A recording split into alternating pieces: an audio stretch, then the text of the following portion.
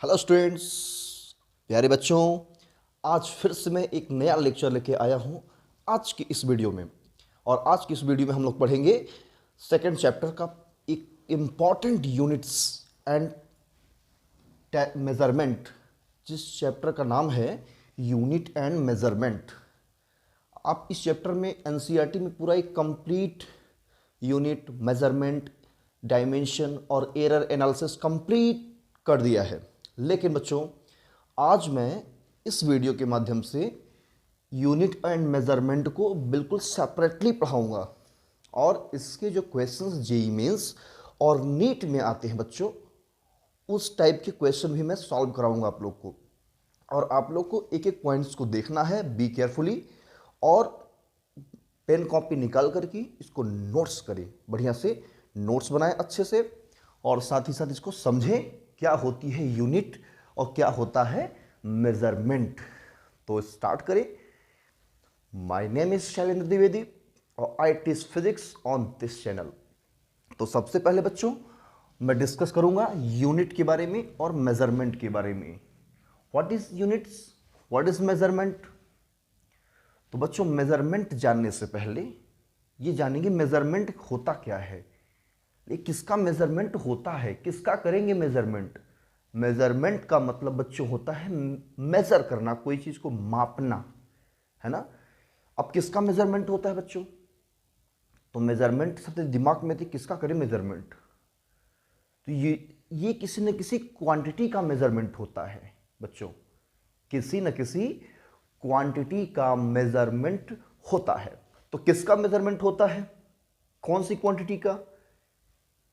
तो आप लोग सोचोगे कि कौन सी क्वांटिटी होती है। अरे बच्चों, प्यारे बच्चों, क्वांटिटी एक ही होती है। आप चैप्टर क्या पढ़ रहे हैं इस समय, सब्जेक्ट क्या है आपका, फिजिक्स। तो फिजिक्स में एक क्वांटिटी होती है फिजिकल क्वांटिटी। तो आप फिजिकल क्वांटिटी पढ़ोगे, न कि कोई और क्वांटिटी। ऐसे क्वांटिटी की बात करें, बहुत सारी क्वांटिटी है। तो फिजिकल क्वांटिटी में क्या क्या होते हैं, जैसे आपने लेंथ मेजर कर दिया, टाइम को मेजर कर दिया, किसी बॉडी का मास मेजरमेंट कर दिया आपने, ये सब क्या है, फिजिकल क्वांटिटीज हैं। तो हेडिंग सबसे पहले रहेगा आपका फिजिकल क्वांटिटीज। तो हेडिंग लगाएं आप लोग बच्चों, फिजिकल क्वांटिटी। तो फिजिकल क्वांटिटी क्या होती है बच्चों, what is physical quantity. Physical quantity, आप लोग नोट्स बनाना स्टार्ट करें बच्चों। Physical quantity, what is physical quantity. A quantity, a quantity which can be measured, जिसे मेजर्ड किया जा सके, and it represents,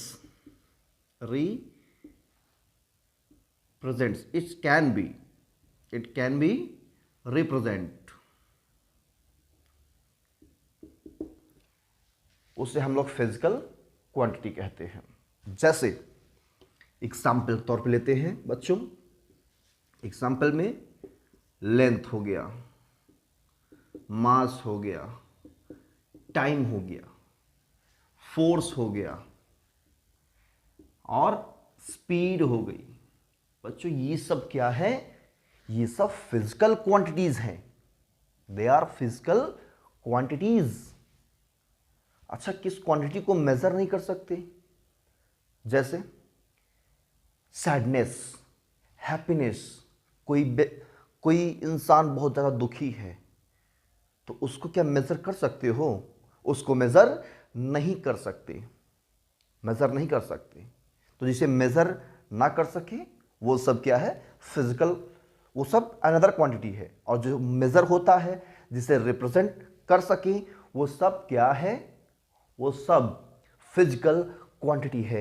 ये दिमाग में बैठा लो बच्चों, माइंड में सेट कर लो कि फिजिकल क्वांटिटी हमको स्टडी करना है।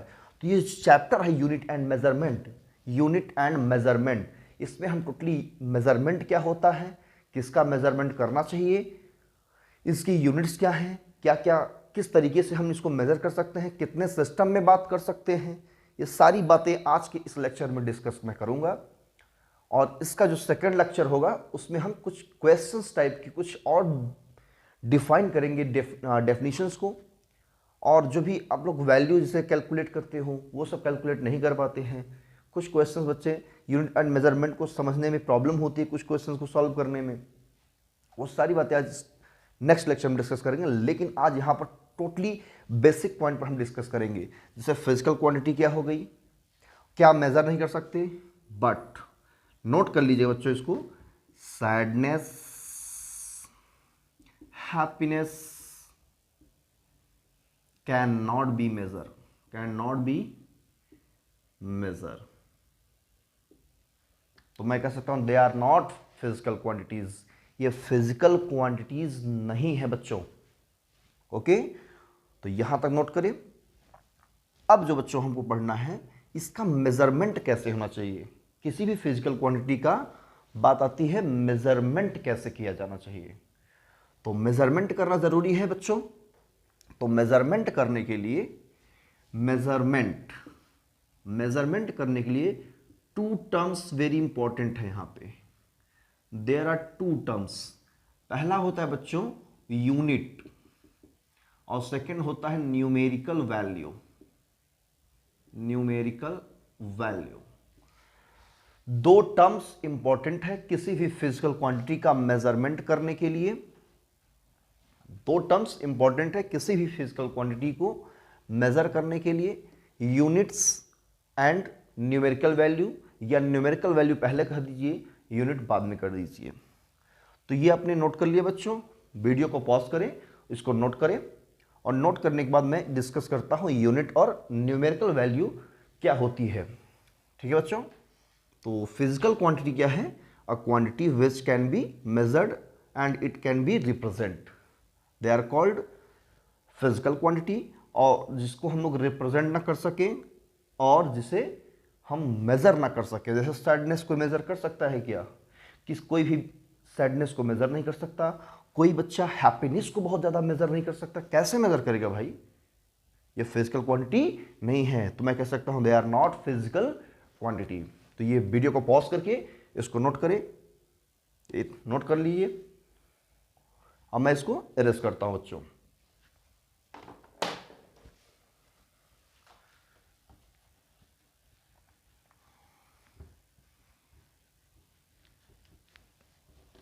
तो बच्चों बात करते हैं यहां पे दो टर्म्स, यूनिट।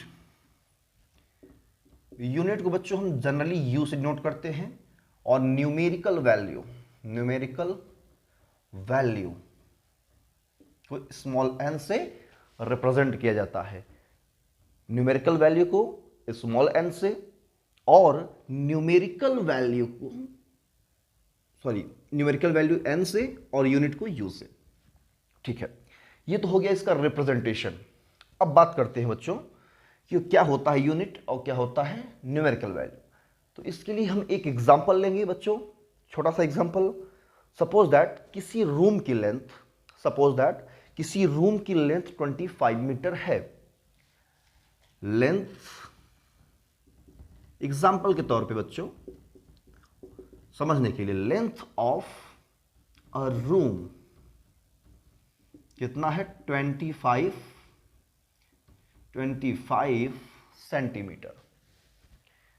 तो आप यही कहोगे बच्चों कि what is 25? 25 is the numerical value, 25 is the numerical value, and unit क्या होगी, सेंटीमीटर। यही कहोगे। मैं अगर कह दूं यहां पे मीटर है बच्चों, मीटर है, तो आप यूनिट कह दोगे, मीटर कह दोगे। ऐसे भी कह सकते हो 25 सेंटीमीटर। मतलब इस नंबर के आगे जो भी आप लोग नेम दे दोगे, नेम, वो होता है यूनिट। और जो क्वांटिटी होती कितनी, हाउ मेनी टाइम्स वो कंटेन्ड है उस क्वांटिटी में, वो हाउ मेनी टाइम्स, तो उसको हम लोग बोलते हैं न्यूमेरिकल वैल्यू। कितनी बार वो उस क्वांटिटी में आया हुआ है, जैसे 1 बार, 2 बार, 3 बार, 3 टाइम्स, 4 टाइम्स, है ना, इस तरह से कुछ। तो ये होता है न्यूमेरिकल वैल्यू, ये होती है यूनिट। अब बच्चों बात करते हैं इसमें, अगर मैं इसको क्या दूसरी सिस्टम में बात करूं, किसी अनदर सिस्टम में बात करूं, तो क्या ये किसी की इक्वल हो सकता है? कैसा इक्वल होगा? सोचिए। अगर मैं 25 मीटर को मैं क्या लिख सकता हूं 2500 सेंटीमीटर? कहोगे यस सर, ये तो लिख सकते हैं आप, यू कैन राइट, आपको पता है। तो 25 metre is equal to 2500 centimetre, equal है आपस में। लेकिन इसमें डिफरेंस क्या है बच्चों? ये किसी एक सिस्टम में कह रहा है, ये किसी अनदर सिस्टम में बोल रहा है, बात हो रही है। तो ये भी न्यूमेरिकल वैल्यू है, ये भी न्यूमेरिकल वैल्यू है, ये भी यूनिट है और ये भी यूनिट है। तो numerical value unit, numerical value unit, ये फर्स्ट सिस्टम में है, ये अनदर सिस्टम में है।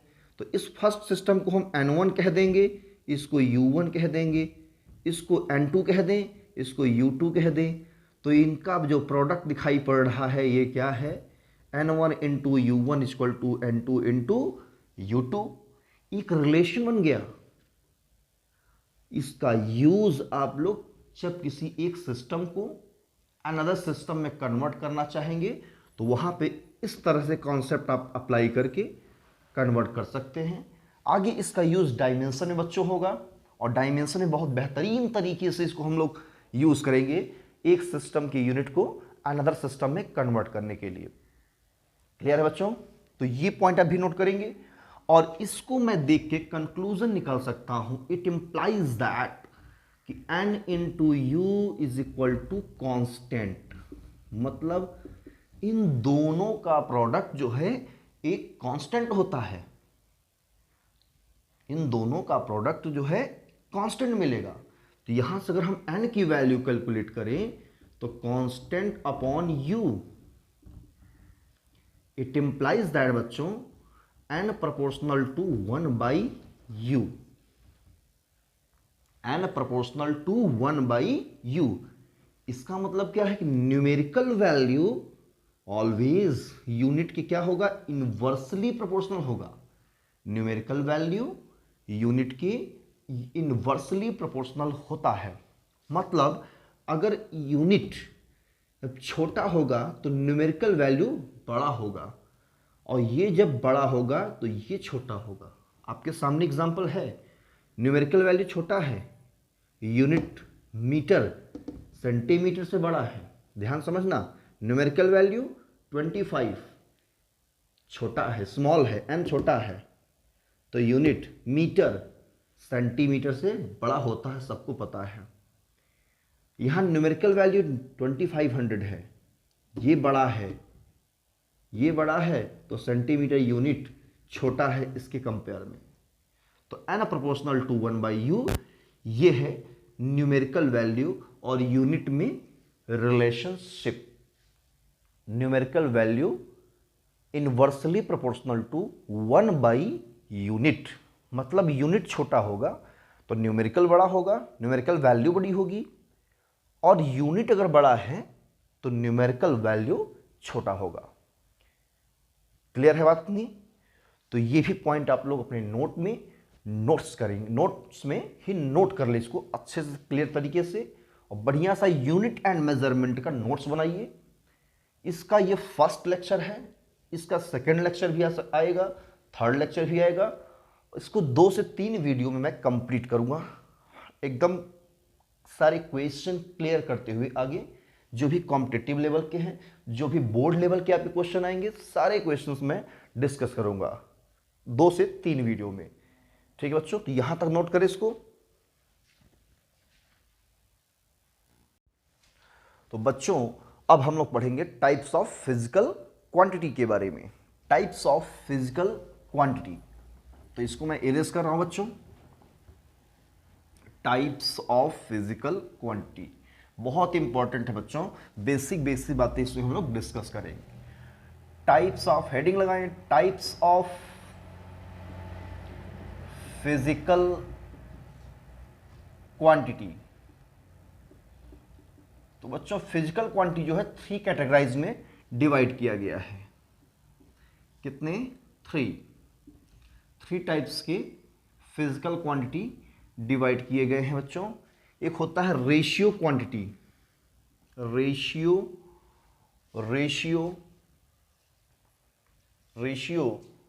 क्वांटिटी।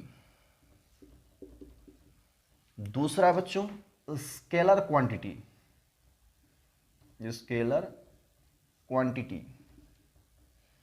और थर्ड है आपका वेक्टर क्वांटिटी।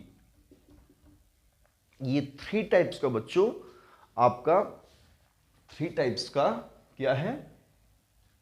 फिजिकल क्वांटिटी है। एक रेशियो क्वांटिटी होती है, एक स्केलर होती है, और एक बच्चों वेक्टर क्वांटिटी होती है। क्लियर है? ये 3 टाइप्स की क्वांटिटी होती है। अब सोच रहे हैं कि रेशियो, मैं तो सर ये पढ़ा हूं, ये भी पढ़ा हूं, ये क्या होता है? तो रेशियो क्वांटिटी में बच्चों कोई यूनिट नहीं होती, तो मैं कह सकता हूं इट हैज नो यूनिट, इसकी कोई यूनिट नहीं होती। जैसे एग्जाम्पल के तौर पे अगर हम बात करें relative density, refractive index, class 10th में बच्चों आपने रिफ्रैक्टिव इंडेक्स पढ़ा होगा, रिफ्रैक्टिव इंडेक्स और स्ट्रेन, ये सब क्या है बच्चों? रेशियो क्वांटिटी है। क्या है? इट हैज नो यूनिट, कोई यूनिट नहीं होती, ओनली मैग्नीट्यूड होता है। मतलब कि टू क्वांटिटीज की ये रेशियो होती है। क्या होती है? 2 क्वांटिटीज की ratio, relative density, refractive index, strain, ये सब का कोई यूनिट नहीं होता, कोई यूनिट नहीं होता बच्चों। तो इसे हम लोग कहते हैं रेशियो क्वांटिटी। इसके बाद बच्चों आता है स्केलर क्वांटिटी। कौन सी क्वांटिटी? स्केलर में होता है, यूनिट तो होता है, इट हैज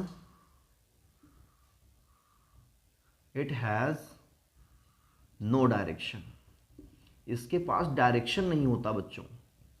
मैग्नीट्यूड होती है, यूनिट होती है, लेकिन क्या नहीं होता? डायरेक्शन नहीं होता। और ये नेगेटिव अगर दिया हुआ है, किसमें दिया हुआ है? नेगेटिव, तो negative value does not represent the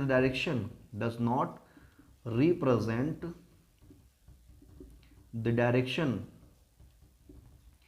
ये डायरेक्शन को रिप्रेजेंट नहीं करता। अगर कोई स्केलर की वैल्यू दिया गया है, वो नेगेटिव में है, तो वो डायरेक्शन को रिप्रेजेंट नहीं करेगा, वो सिर्फ और सिर्फ बच्चों मैग्नीट्यूड होगी, याद रखना। कुछ बच्चे सोचते सर ये अगर निगेटिव आया है तो इसका मतलब इसमें डायरेक्शन होना चाहिए, ये डायरेक्शन को रिप्रेजेंट कर रहा है, अपोजिट हो सकता है। तो ऐसा मत सोचिएगा। अगर स्केलर क्वांटिटी है, स्केलर क्वांटिटी की बात हो रही है, नेगेटिव वैल्यू है, तो वो डायरेक्शन को रिप्रेजेंट कभी नहीं करेगा। ऐसे क्वेश्चन आपको भी देखने को मिलेंगे। ठीक है? तो ये रिप्रेजेंट नहीं करता। फॉर एग्जाम्पल, जैसे इसमें एग्जाम्पल ले सकते हैं डिस्टेंस, इसमें एग्जाम्पल डिस्टेंस इधर दिखा रहा हूं, हो सकता है इधर में दिखाई पड़े आपको। डिस्टेंस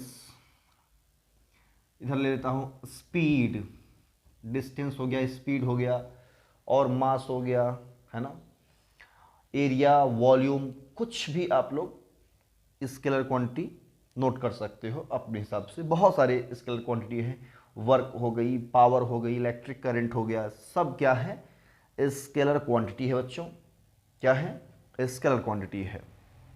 इसका एग्जांपल आप लोग नोट कीजिएगा। मेन फंडामेंटल आपको हमको समझाना है कि स्केलर क्वांटिटी क्या होती है, इसको समझते कैसे। ठीक है? तो ये इंपॉर्टेंट पॉइंट्स है। इसमें डायरेक्शन नहीं होता। अगर नेगेटिव वैल्यू दिया है तो वो रिप्रेजेंट नहीं करता कि डायरेक्शन को रिप्रेजेंट करे या किसी और चीज़ को। प्लस माइनस से कोई मतलब नहीं है, वो उसकी सिर्फ और सिर्फ मैग्नीट्यूड है। क्लियर है बच्चों? अब बात करते हैं वेक्टर क्वांटिटी की। तो vector quantity it has both magnitude and direction. इसमें मैग्नीट्यूड भी होती है बच्चों और डायरेक्शन भी होती है। एक बात और है इसमें, इसको हम लोग अलजेब्रिक मेथड से नहीं जोड़ सकते, मतलब ऐड नहीं कर सकते। इसको अलजेब्रिक मेथड से, अलजेब्रिक लॉ से हम लोग ऐड कर सकते हैं। मैं कह सकता हूँ it can be added, it can be added with the help of algebraic laws, algebraic laws, algebraic laws के हेल्प से इसको क्या कर सकते हो, ऐड कर सकते हो वेक्टर को, सिर्फ और सिर्फ वेक्टर को इसको ऐड नहीं करते, इसको जनरली आप लोग ऐड कर सकते हो। जैसे 2 + 2 4 हो गया, 3 + 5 8 हो गया, 5 - 3 कर दिया 2 आ गया, हाँ 2 - 1 कर दिया, 2 - 1 कर दिया 1 आ गया, 1 - 2 कर दिया -1 आ गया। तो ये माइनस यहाँ पर रिप्रेजेंट नहीं करेगा कि डायरेक्शन को रिप्रेजेंट करता है। क्लियर है बच्चों? कोई प्रॉब्लम्स में? बहुत ही इंटरेस्टिंग है बच्चों, ये बहुत ही बेसिक कॉन्सेप्ट है, समझिए अच्छे से। और इसके आगे का टॉपिक जो भी है बहुत ही मज़ेदार वीडियो बनने वाला है बच्चों, ठीक है? तो यहाँ तक इसको नोट करें, टाइप्स ऑफ फिजिकल क्वांटिटी के बारे में नोट कीजिए।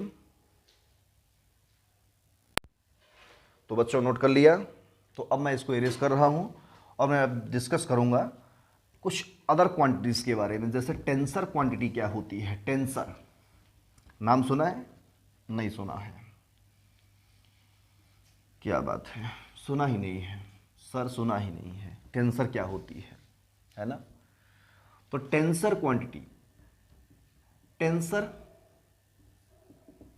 बच्चों, टेंसर का मतलब होता है जिसका मैग्नीट्यूड और डायरेक्शन दोनों कंप्लीटली डिफाइंड ना हो, कंप्लीटली डिफाइंड ना हो।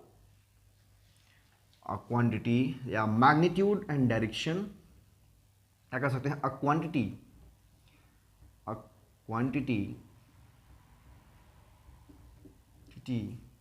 Does not completely defined by magnitude and direction is called tensor. वही टेंसर होता है बच्चों जो मैग्नीट्यूड और डायरेक्शन से डिफाइन ना हो सके कंप्लीटली, ठीक है ना? कंप्लीटली का मतलब होता है बच्चों कि डिफरेंट पॉइंट्स पे डिफरेंट एक्सिस से उसकी वैल्यू और डायरेक्शन चेंज होती रहे। क्या होती रहे? मैग्नीट्यूड और डायरेक्शन चेंज होता रहे। इसके लिए एग्जांपल, सबसे बढ़िया एग्जांपल आपके सामने होता है moment of inertia. Moment of inertia, moment of inertia बच्चों डिफरेंट एक्सिस के अराउंड इसकी वैल्यू और डायरेक्शन दोनों ही डिफरेंट होता है। मतलब ये मैग्नीट्यूड और डायरेक्शन से कंप्लीटली डिफाइंड नहीं है। मैग्नीट्यूड और डायरेक्शन से कंप्लीटली डिफाइंड नहीं है तो moment of inertia is a tensor quantity है, ना ही स्केलर है बच्चों और ना ही वेक्टर क्वांटिटी है। एकदम डीपली समझिए बच्चों, अच्छे से क्लियरली, ठीक है? तो एक तो आपका ये हो गया टेंसर के बारे में। दूसरी क्वांटिटी के मैं नाम लेता हूं, आता है बच्चों fundamental and derived, fundamental and derived quantity. इसको बच्चों आप लोग नोट करिए। तो बच्चों आज इसमें फंडामेंटल एंड डिराइव्ड क्वांटिटीज क्या होती है ये समझेंगे। अभी आपने इससे पहले भी फिजिकल क्वांटिटीज़ के बारे में पढ़ा, तो फिजिकल क्वांटिटीज़ में ही कुछ फंडामेंटल क्वांटिटीज़ होती है। वो क्या है फंडामेंटल? फंडामेंटल का मतलब बच्चों होता है कि जो किसी पर डिपेंड ना हो, जो खुद से बनी हो, अपने आप जनरेट हुई हो। मतलब हम ये कह सकते हैं किसी अदर क्वांटिटीज़ पर ये क्वांटिटीज़ डिपेंड नहीं करती।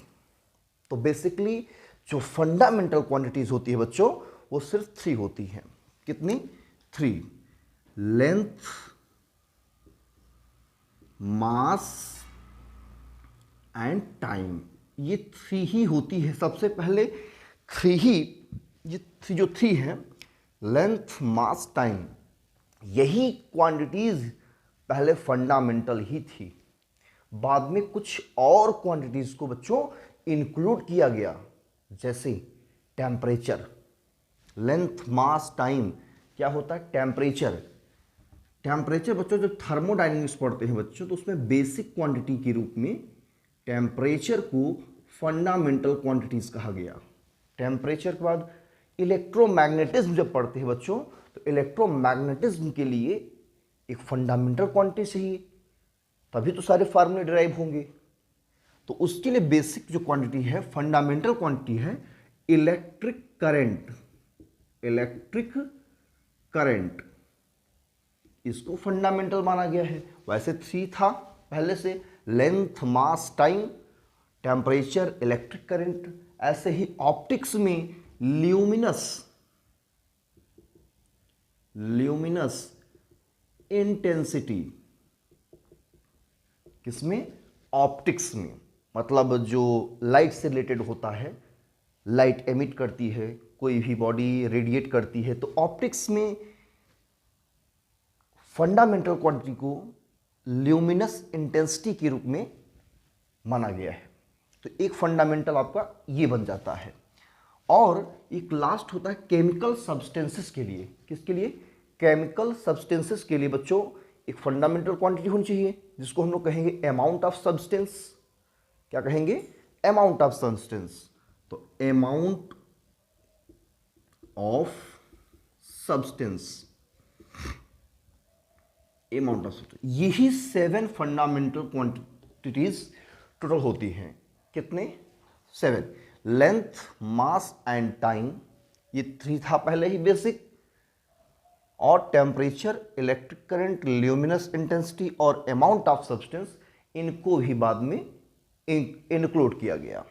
तो ये समझ सकते हैं हम लोग। तो यही है फंडामेंटल क्वांटिटीज। और इनसे मिलकर जो भी क्वांटिटीज बनती हैं बच्चों, सभी डेराइव्ड क्वांटिटीज हैं। क्या है? डेराइव्ड क्वांटिटीज हैं। जैसे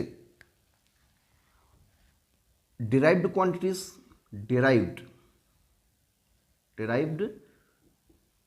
क्वांटिटीज, इसको आप लोग बच्चों नोट करते चलिए। डेराइव्ड क्वांटिटीज जैसे एरिया हो गया बच्चों। एरिया क्या होता है? Length into breadth. देखो यहां आ गया ना, लेंथ इनटू ब्रेड्थ। ब्रेड्थ क्या है? वो भी एक लेंथ ही है भाई। लेंथ ये हो गया, ये ब्रेड्थ हो गया, वो भी लेंथ ही जैसा ही है। तो length into breadth area calculate होता है। मतलब एरिया बच्चों लेंथ पे डिपेंड करता है। तो इसलिए एरिया क्या हो गई? डिराइव्ड क्वांटिटीज हो गई।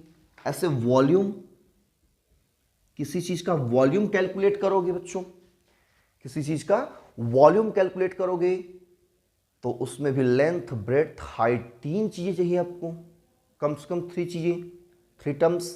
तो ये भी लेंथ पर डिपेंड करता है। आपने स्पीड कैलकुलेट करना चाहा, किसी बॉडी की स्पीड क्या होगी? Speed equal to distance upon time. यहाँ डिस्टेंस क्या है? एक लेंथ है। टाइम क्या है? आपका भी फंडामेंटल क्वांटिटीज है। तो 2 फंडामेंटल क्वांटिटीज पे स्पीड डिपेंड करता है, लेंथ पे और टाइम पर। तो ये सब बच्चों डिराइव्ड क्वांटिटीज हो गई। क्या हो गई? आर डिराइव्ड क्वांटिटीज, ईटीसी कर देते हैं यहाँ पे। ठीक है, ये सब डिराइव्ड क्वांटिटीज है बच्चों। इसको आप लोग जानते रहिएगा। बहुत ही बेसिक पॉइंट्स है, आपको मालूम होना चाहिए बच्चों। जब आप units and measurement chapter start करते हैं, पढ़ना शुरू करते हैं, तो ये सब बेसिक पॉइंट्स आपको मालूम होना चाहिए। अब डायरेक्ट मैं अगर डायमेंशन, मेजर और एरर एनालिसिस पढ़ाना स्टार्ट कर दूं, तो बेसिक कॉन्सेप्ट अगर कुछ बच्चों को नहीं अगर आता, खुद से नहीं पढ़ पाते, तो उनके लिए प्रॉब्लम हो जाती है। क्यों पढ़ते हैं, कैसे क्या होता है, ये इसके बारे में थोड़ा सा कंफ्यूज रहते हैं लेकर के।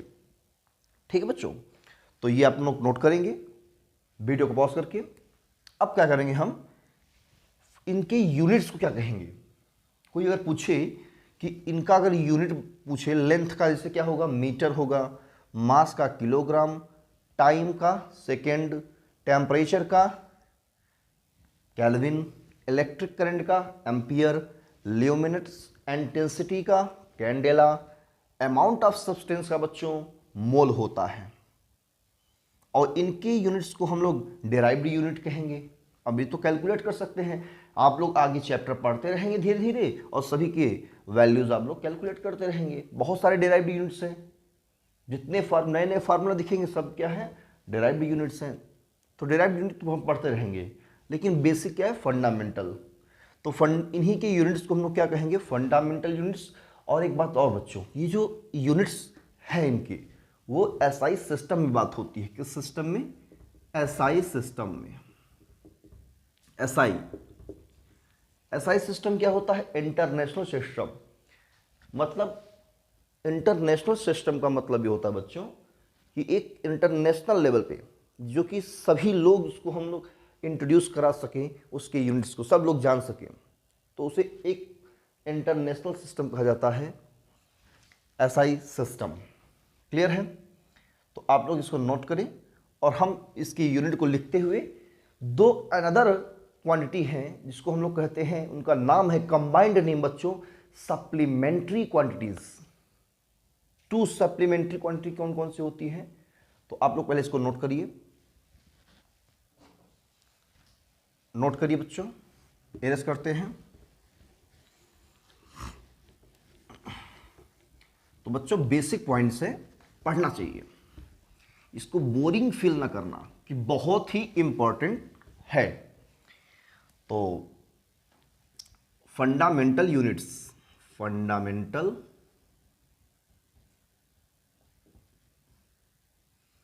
मेंटल यूनिट्स, ये एसआई सिस्टम में बात होती है। अभी मैं आप लोग को यूनिट सिस्टम के बारे में डिस्कस करूंगा कि यूनिट सिस्टम क्या होता है, सारी पॉइंट्स इसमें हम डिस्कस करेंगे।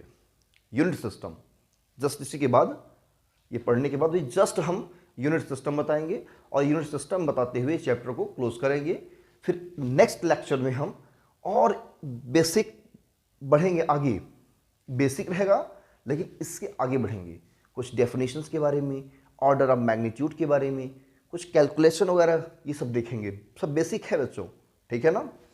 तो समझिए इसको। फंडामेंटल यूनिट्स क्या होते हैं, इन्हीं के यूनिट्स को units of fundamental quantities, units of fundamental quantities is called fundamental units. जैसे फंडामेंटल यूनिट्स में लेंथ का होता है मीटर, मीटर को एम से डिनोट करते हैं, किलोग्राम, किलोग्राम, सेकेंड, टाइम का सेकेंड होता है, टेम्परेचर का केल्विन, इलेक्ट्रिक करंट का एम्पियर, और ल्यूमिनस इंटेंसिटी का कैंडेला, और अमाउंट ऑफ सब्सटेंस का मोल। यही है 7 फंडामेंटल यूनिट्स।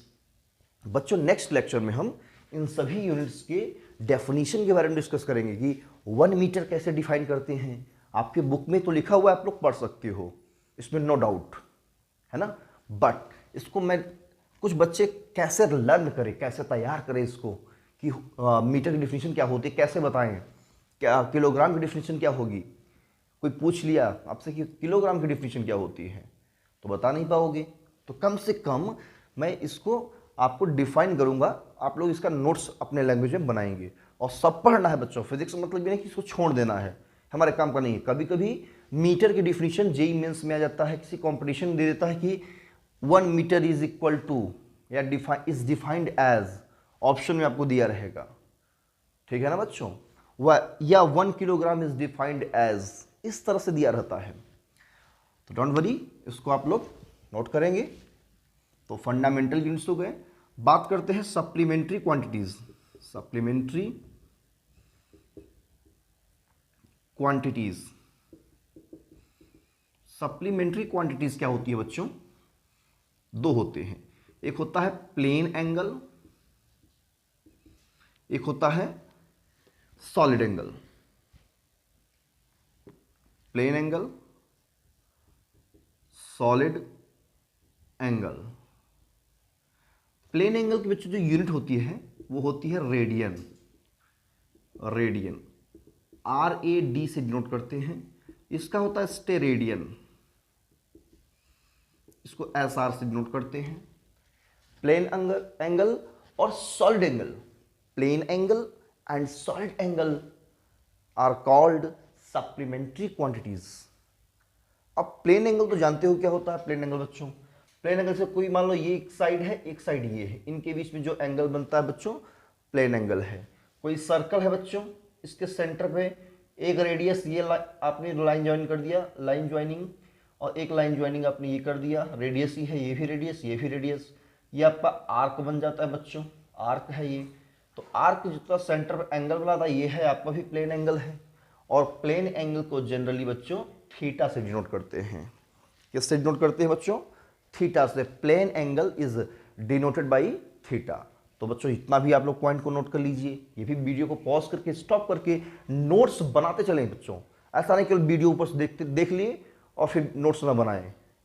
नोट्स बनाने से क्या प्रॉफिट होगा आपको? जब चाहे आप इसको रिवाइज कर सकते हैं। नोट्स बना लिया, रिवाइज कर लिए, देख लिया, अच्छा हाँ इतना होता है, तैयार हो गया बच्चों। ठीक है ना? तो ये हो गया प्लेन एंगल। अब बात करते हैं बच्चों सॉलिड एंगल क्या होता है। सॉलिड एंगल, अब सॉलिड एंगल बच्चों हमेशा याद रखना, सॉलिड एंगल स्फीयर के अंदर होता है। कहाँ होगा? स्फीयर में की बात होगी। तो इसको मैं इरेज करता हूं बच्चों, इसको इरेज करते हैं। जैसे मान लो ये एक स्फीयर है, क्या है? स्फीयर, ये सेंटर है, स्फीयर का ये सरफेस एरिया है, ऊपर का एरिया है, और ये है रेडियस स्फीयर का। तो ये एंगल नहीं, ये पूरा एंगल बनता है। क्योंकि स्फीयर कैसा होता है बच्चों? पूरा स्फीयर ऐसे होता है, पूरा ऐसे, और सेंटर पे इधर से भी सब जगह बहुत सारे रेडियस मिलेंगे। और ये पूरा जो है कंप्लीटली ऐसे एंगल बना था, ये पूरा ये एंगल, पूरा एंगल ऐसे रहेगा। ये इसको बोलते हैं सॉलिड एंगल। क्या बोलते हैं? इसको बोलते हैं सॉलिड एंगल। क्लास 12 में सॉलिड एंगल आपको बहुत ही मतलब यूज पड़ेगी। सॉलिड एंगल होता क्या है ना? इसका यूज है सॉलिड क्लास 12 में। मैं ये कह सकता हूँ क्लास 12 जब आप पढ़ोगे, गॉस थ्योरम चैप्टर है एक, तो गॉस थ्योरम वाले चैप्टर में आप लोग सॉलिड एंगल पढ़ेंगे। ठीक है? तो इसको हम लोग नोट करते हैं, यही है सॉलिड एंगल। और इसका जो रिप्रेजेंटेशन था बच्चों ओमेगा होता है। क्या होता है? ओमेगा। अगर ये स्मॉल एंगल है तो डेल्टा ओमेगा लगा देते हैं, या डी ओमेगा से रिप्रेजेंट कर देते हैं। और जनरली जब आपसे पूछा जाए कि सॉलिड एंगल को किससे रिप्रेजेंट करें, तो सिर्फ और सिर्फ ओमेगा से रिप्रेजेंट करते हैं बच्चों। क्लियर है ना? मजेदार पॉइंट। तो इसको भी आप लोग दिमाग में सेट कर लीजिए, माइंड में। ओके, तो ये है फंडामेंटल यूनिट्स। आपके सप्लीमेंट्री यूनिट मैंने पढ़ा दिया। डिराइव्ड क्वांटिटीज क्या होती है उसके यूनिट्स बता दिए। किस तो डिराइव्ड क्या होता है? जो फंडामेंटल क्वांटिटीज पर डिपेंड करती है। तो डिराइव्ड बहुत सारे हैं, आप चैप्टर पढ़ते रहेंगे, आपको मिलते रहेंगे। ठीक है? अब इसमें एक लास्ट पॉइंट आता है यूनिट सिस्टम। जैसे मैंने बोला कि अभी ये जो 7 फंडामेंटल यूनिट्स हैं, ये यूनिट्स एसआई सिस्टम पर बेस्ड हैं, उसी के अंडर में आते हैं। मतलब उसी के ये कह सकते हैं कि इंटरनेशनल सिस्टम पे इन्हीं फंडामेंटल क्वांटिटीज को एक्सेप्ट किया गया है, ये बोल सकते हो। ठीक है? तो हेडिंग लगा दें यूनिट सिस्टम, और इसी टॉपिक के साथ में ये लेक्चर यहीं पे क्लोज होगा। फिर नेक्स्ट लेक्चर कि वीडियो में नहीं चाहता बहुत ज़्यादा लंबा हो जाए, वीडियो बहुत लंबा नहीं करूँगा मैं। 40 से 45 मिनट्स तक वीडियो कंप्लीट करना है मुझे, और ताकि आप लोग ही बोर ना हो कि बहुत ज़्यादा लंबा लेंदी वीडियो है। कम टाइम में आप लोग भी अपना टाइम बचत करके देख सकें। ठीक है बच्चों, नोट्स बना लीजिए इसको। यूनिट सिस्टम, यूनिट सिस्टम बच्चों, यूनिट सिस्टम जो होते हैं वो 4 टाइप्स में है, कैटेगराइज किए गए हैं 4 टाइप्स में। पहला टाइप से बच्चों सीजीएस सिस्टम, सबसे पहले ये आया था सीजीएस सिस्टम। सेकेंड बच्चों एमकेएस सिस्टम, और थर्ड आपका है बच्चों एफपीएस सिस्टम, और थर्ड बच्चों है एसआई सिस्टम। तो सबसे पहले फुल नेम तो आप सब जानते होंगे, ये है सेंटी मीटर, ये है ग्राम, ये है सेकंड। तो सेंटीमीटर, सेंटीमीटर, ग्राम, सेकंड। ये है मीटर, किलोग्राम, सेकंड। इसको दे फुट, पौंड, सेकंड। इसको system, international, international, de units. ये है फुल नेम बच्चों। यहां जो सीजीएस सिस्टम है, लेंथ को, किसको, लेंथ को मेजर करते हैं सेंटीमीटर में, मास को मेजर करते हैं बच्चों ग्राम में, और टाइम को मेजर करते हैं सेकेंड में। लेंथ को सेंटीमीटर में, लेंथ को सेंटीमीटर में, मास को ग्राम में, टाइम को सेकेंड में। क्योंकि बच्चों लेंथ, मास, टाइम तीनों ही क्या होती है, फंडामेंटल क्वांटिटीज होती हैं। और ये जो सिस्टम है, इस सिस्टम को फ्रांस सिस्टम कहा गया है। कौन सा सिस्टम, फ्रांस, या किसी किसी बुक में बच्चों फ्रेंच भी लिखा हुआ है।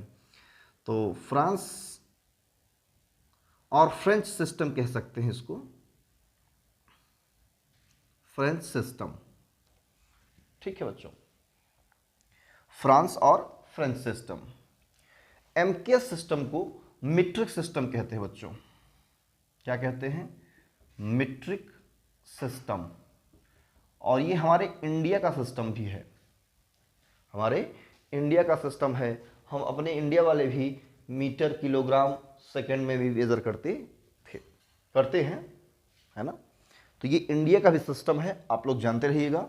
इसे मीट्रिक सिस्टम कहते हैं।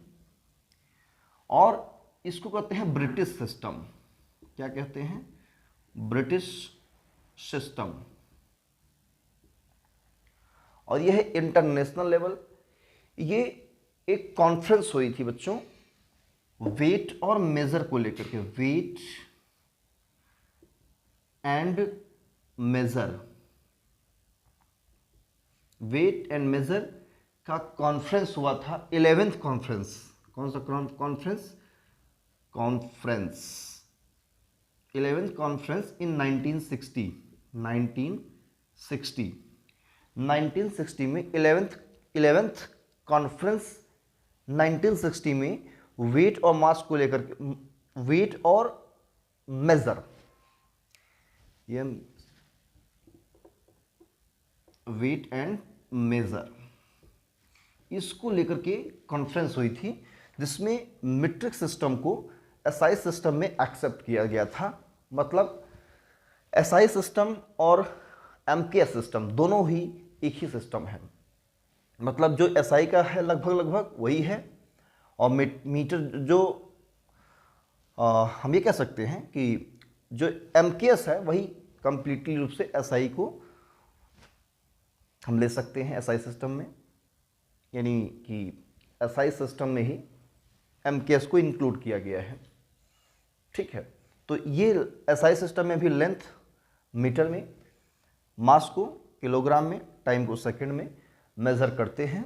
और इसी तरह से इस सिस्टम को एक्सेप्ट किया गया है इन 1960 में। तो बच्चों यही है यूनिट सिस्टम, 4 टाइप्स में है। और जब भी बच्चों न्यूमेरिकल सॉल्व करते हैं तो हम लोग एसआई सिस्टम में ही बात करते हैं, और कभी कभी सीजीएस सिस्टम बात करते हैं। एमकेएस का, ब्रिटिश का कहीं नाम नहीं आता, तो आप एसआई और सीजीएस बस 2 ही सिस्टम याद रखेंगे। ठीक है, इसी पर क्वेश्चन सॉल्व करना है। और जब सीजीएस सिस्टम में सारे वैल्यू दिए गया है तो सीजीएस सिस्टम में ही कैलकुलेट करते हैं। एसआई सिस्टम में अगर दिया हुआ है तो एसआई सिस्टम में कैलकुलेट करते हैं।